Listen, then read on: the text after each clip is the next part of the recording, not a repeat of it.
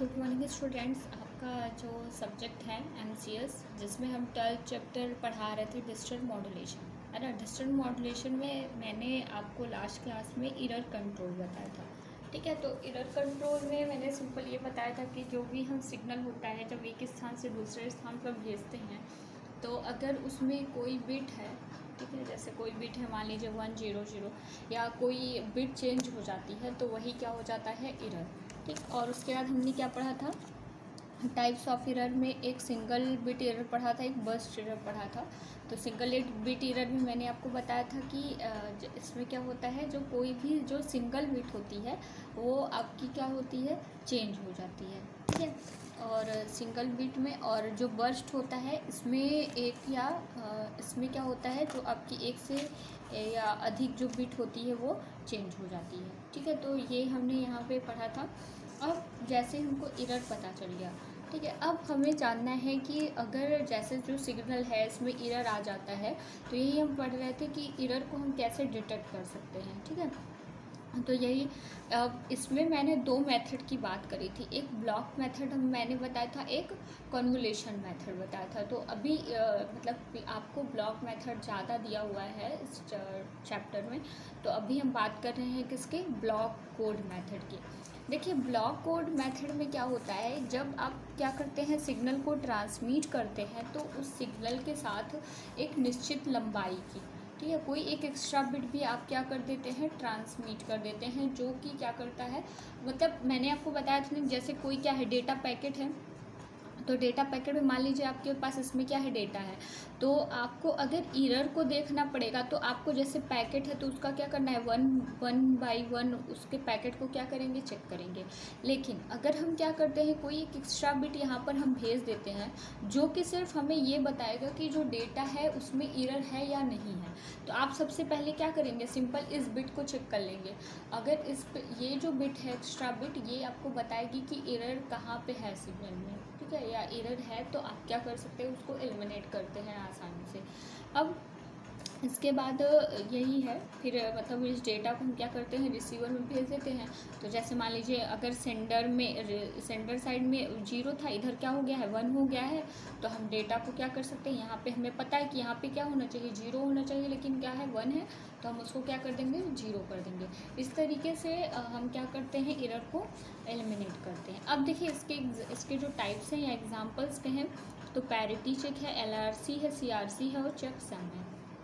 तो सबसे हम बात करेंगे पहले पैरिटी चेक, या इसे बोलते हैं वर्टिकल रिडंडेंसी चेक या VRC, ठीक है। तो आपसे जैसे एग्ज़ाम में ऐसे भी पूछा जा सकता है कि VRC क्या होता है, तो आप फुल फॉर्म उसका ध्यान रखिएगा, क्या होता है, वर्टिकल रिडंडेंसी चेक। देखिए, ये अगर आप पैरिटी पढ़ेंगे, आपने जब PDE पढ़ा होगा डिजिटल इलेक्ट्रॉनिक्स, तो उसमें भी आपको पैरिटी दिया हुआ था। देखिए, पैरिटी चेक में यही होता है कि जब आप सिग्नल ट्रांसमिट करते हैं, तो उसके साथ ही आप क्या करते हैं, कोई भी एक एक्स्ट्रा बिट को भेज देते हैं।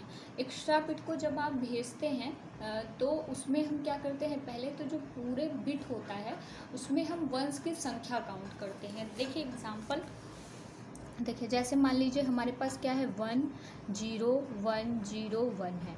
अब इसमें हम क्या करेंगे, जैसे इतना हमारे पास डेटा था और इसके साथ हम क्या किए, मान लीजिए कोई एक एक्स्ट्रा बिट भी भेज दिए।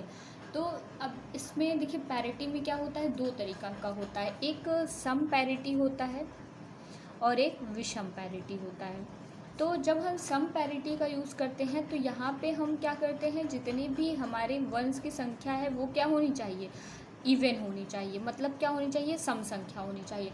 तो अगर तो हम क्या करेंगे, अब हमें पूरे 0 1 को काउंट करने की ज़रूरत नहीं है, हम सिंपल क्या करेंगे, वंस की संख्या को क्या करेंगे, काउंट कर लेंगे। अगर वो इवन में आता है तो इसका मतलब जो भी आपका डेटा है वो उसमें एरर नहीं है, और अगर ऑड में आ जाता है तो उसका मतलब आपके डेटा में क्या है, एरर हो जाता है, ठीक है। तो अगर जैसे मान लीजिए 10101 दिया हुआ है, तो अगर हम इसमें वंस की संख्या को काउंट करें तो कितना है, 1 2 3, ठीक है, 3 यहाँ पे वंस की संख्या है, और एक एक्स्ट्रा बिट मैंने क्या किया, एज अ पैरिटी बिट भेज दिया, तो हमारे पास वंस की संख्या क्या हो गई, 4 हो गई, जो कि क्या है, सम संख्या है, ठीक है। अब मान लीजिए जो हमने पैरिटी बिट भेजा है, यही अगर रिसीवर पे जाके क्या हो जाए, 0 हो जाए, तब अगर आप वंस की संख्या काउंट करेंगे तो 1 2 3 है, तो हमें क्या मिल रहा है, ऑड में मिल रहा है। इसका मतलब हमारे डेटा में क्या हो गया है, एरर हो गया है। तो इस तरीके से हम सम का चेक करते हैं। और अगर हमें ऑड पैरिटी चेक करना होता है तो ऑड पैरिटी में मान लीजिए क्या है, यहाँ पे हमने एक और 1 दे दिया, ठीक है। तो यहाँ पे आप क्या करेंगे, काउंट करेंगे अगर, तो 2 2 4 है, ठीक। 4 और एक एक्स्ट्रा जो पैरिटी बिट है, वैसे जो मतलब ऑड पैरिटी होता है इसमें हम जीरोज़ लेते हैं और इवन में क्या लेते हैं, वंस लेते हैं, ठीक। तो ऐसे भी हो सकता है, जैसे अगर यहाँ पे आप देखेंगे जीरो क्या है, 1 2 जीरोज़ हैं सम संख्या में, एक हम पैरिटी बिट क्या कर दें, जीरो को और भेज दें। जैसे यहाँ पे देखिए क्या हमारे पास 1 0 1 0 है, ठीक है। तो यहाँ पे हमारे पास कितने जीरोज़ हैं, 2 हैं, जो कि क्या है, इवन नंबर में है। एक हम क्या कर देंगे, और जीरो को भेज देंगे, तो जीरोज़ की संख्या कितनी हो गई, 3। तो ये क्या हो गया, विषम नंबर है, तो इसलिए ये क्या हो जाएगा, एक ऑड पैरिटी चेकर हो जाएगा। तो इसमें क्या करते हैं हम, देखिए सिंपल सा, बस इसमें इतना ही लिखना है आपको कि इस मेथड में जब भी हम क्या करते हैं, बिट को सेंड करते हैं, तो उसके साथ हम एक एक्स्ट्रा बिट भेज देते हैं।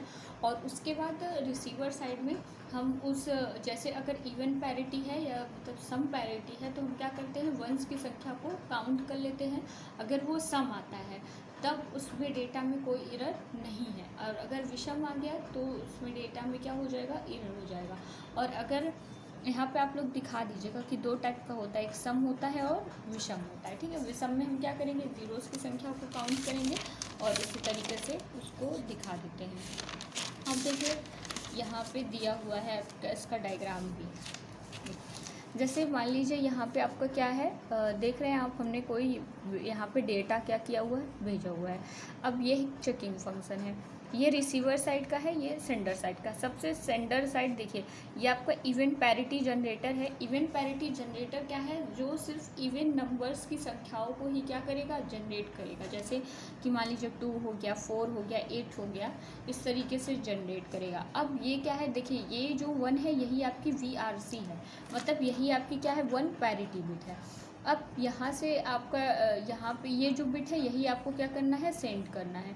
और यही जो इवन पैरिटी जनरेटर है, यहाँ पे पहले से ही इवन नंबर्स को जनरेट करेगा। देखिए यहाँ पे 1 2 3 है, और एक आपने जो ये वाला बिट भेजा है, कितना हो गया हमारे पास, 4 इवेंट्स हो गए, मतलब 4 वंस की संख्या हो गई। उसके बाद जब यही जो डेटा है ये अगर आपका रिसीवर पे जाता है, तो आप देख रहे हैं क्या है, 1 1, फिर 3 टाइम्स 0, ये क्या हो गया है, 1 1। अब देखिए अगर आप देखेंगे तो यहाँ पे लास्ट में क्या है, 1 1 है। इसका मतलब ये तो आपका पूरा डेटा है, और एक ये क्या है, जो आपका जो VRC कोड है, ठीक। तो यहाँ पे आप देख रहे हैं हमने VRC 1 रखा था, तो वही 1 ही यहाँ पर क्या हो गया है, रिसीव हुआ है। इसका मतलब आपका जो डेटा है उसमें कोई एरर नहीं है। और यहाँ पे आपका चेकिंग फंक्शन लगा हुआ है, जो आपके सिंपल बिट को क्या करेगा, काउंट कर लेगा, ठीक है। तो सिंपल ऐसा ही है, आप क्या करेंगे, डेटा भेजेंगे, एक इवेंट पैरिटी जनरेटर रहेगा जो कि क्या करेगा, इस इवेंट फंक्शन को जनरेट करेगा। यहाँ पे आप क्या करेंगे, एक एक्स्ट्रा पैरिटी बिट भेजेंगे, जब रिसीव होगा तो वही डेटा हम क्या करेंगे, चेक कर लेंगे, नंबर ऑफ वंस को क्या कर लेंगे, काउंट कर लेंगे, ठीक है। तो अगर देखिए यहाँ पे लिख दिया मैंने, पैरिटी जनरेटर में वंस की संख्या को हम काउंट करते हैं, और उसके बाद अंत में उसके क्या लगा देते हैं, एक पैरिटी बिट लगा देते हैं, ठीक है। तो इवेंट्स को आप क्या कर लेंगे, काउंट कर लेंगे नंबर ऑफ वंस को, फिर उसके लास्ट में हमेशा क्या रहेगा, एक पैरिटी बिट लगा हुआ रहेगा। और इसमें एक ही सिंपल बताया हुआ है, लेकिन ये 2 तरीके का होता है, एक सम पैरिटी जनरेटर होता है, एक विषम पैरिटी जनरेटर भी होता है, ठीक है। तो यहाँ पे ये वाला आपका ख़त्म होता है। अब सेकंड है लॉन्गिट्यूडनल रिडंडेंसी चेक। देखिए बहुत आप जितने भी पढ़ेंगे वो लगभग एक जैसा ही होगा, बस थोड़ा थोड़ा आपको डिफरेंस लगेगा। अब देखिए यहाँ पे भी सेम वैसे ही होता है, जो भी बिट रहती है हम उसको क्या करते हैं, रो और कॉलम में डिवाइड कर लेते हैं। जैसे आपको पता है कि अगर मान लीजिए 2 की पावर 3 है, ठीक, तो 2 की पावर 3 से हमें क्या मिलेंगे, 8 बिट्स मिलेंगे।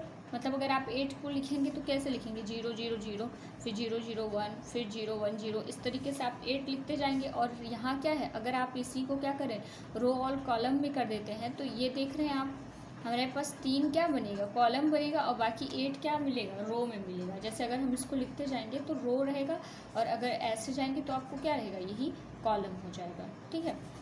जैसे अगर मतलब डिटेल में आपको बताऊं मैं, तो जैसे मान लीजिए ए, बी और सी है, ये आपका क्या हो गया, कॉलम हो गया। अब इसी के नीचे आप क्या करेंगे, लिखते चले जाएंगे, ठीक है। 1 2 3 4 इस तरीके से लास्ट में जाके आप 0 से 7 तक 1 1 1 तक जाएंगे। तो इसमें हम क्या करते हैं, इसी तरीके से डेटा को क्या कर देंगे, रो और कॉलम। जैसे यहाँ पे मैंने 8 बिट के लिए बताया, अगर 32 बिट की बात करते हैं तो क्या हो जाएगा, 2 की पावर 4 हो जाएगा, तो ए बी सी डी हो जाएगा।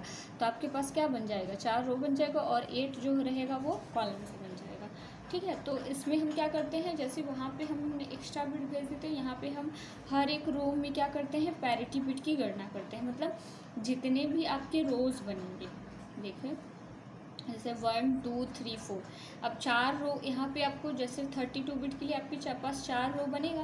तो 4 रो में क्या है, मान लीजिए अलग अलग तरीके का डेटा है, तो ये जो चारों रो है इसके लिए हम अलग अलग क्या करेंगे, पैरिटी बिट भेज देंगे। वहाँ पे आप क्या करते थे, जो भी हमारे पास डेटा था, हम उसके लास्ट में सिंगल एक पैरिटी बिट लगा देते थे। लेकिन यहाँ पे जैसे अगर आपके पास 4 रो बन रहे हैं, तो इन चारों के लिए आपको क्या करना है, अलग अलग पैरिटी बिट को सेंड करना है, ठीक है। जब रिसीवर को LSRC चेक करना होता है और सम पैरिटी पाता है, तो डेटा को क्या कर लेता है, रिसीव कर लेता है। जैसे वहाँ पे आप सम पैरिटी चेक कर रहे थे, वैसे ही सम पैरिटी आपको यहाँ भी चेक करना है। बस इतना याद रखिए डिफरेंस क्या होता है, कि इसमें जो भी डेटा रहेगा है ना, उसमें आप क्या करेंगे, हर एक रो वाले डेटा के साथ अलग अलग पैरिटी बिट को भेजेंगे, और वहाँ पे हमारे पास जितना भी डेटा होता था, सब के साथ हम लास्ट में सिर्फ क्या लगा देते थे, पैरिटी बिट लगा देते थे, ठीक है। तो यहाँ पे हमने 2 पढ़ लिया है। जो नेक्स्ट आपका टाइप है उसको भी नेक्स्ट क्लास में पढ़ेंगे। और जैसे कि आप लोगों ने, मैंने आप लोग को असाइनमेंट के लिए बोला था, ज़्यादा लोगों ने तो, बस 2 ही लोगों ने सबमिट किया है, सब ने तो करा भी नहीं है। तो इसका मतलब ये है कि आप लोग बिल्कुल भी स्टडी में इंटरेस्ट नहीं ले रहे हैं। लेकिन ये ध्यान रखिए कि जिस तरीके से वीडियो लेक्चर्स चल रहे हैं, और अगर ये सब टॉपिक जो है वो ख़त्म हो जाता है, तो ये बिल्कुल मत सोचिए कि फिर से कोई मिलेगा कि आपको पढ़ा देगा। और जब ये सारी वीडियोस कलेक्ट हो जाएंगे, जैसे अभी तक हो गए हैं, तो आपके लिए एक बर्डन हो जाएगा, इतना लंबा आप पढ़ नहीं पाएंगे। इसलिए आप लोगों को जैसे भी गाइडेंस दी जाती है, अगर आप लोग को तैयारी अच्छे से करना चाहते हैं तो करते जाइए, क्योंकि इसके अलावा भी आपके सब्जेक्ट्स हैं। अगर एक सब्जेक्ट से आप फ्री रहेंगे तो और सब्जेक्ट पे कंसंट्रेट कर पाएंगे। Okay, thank you.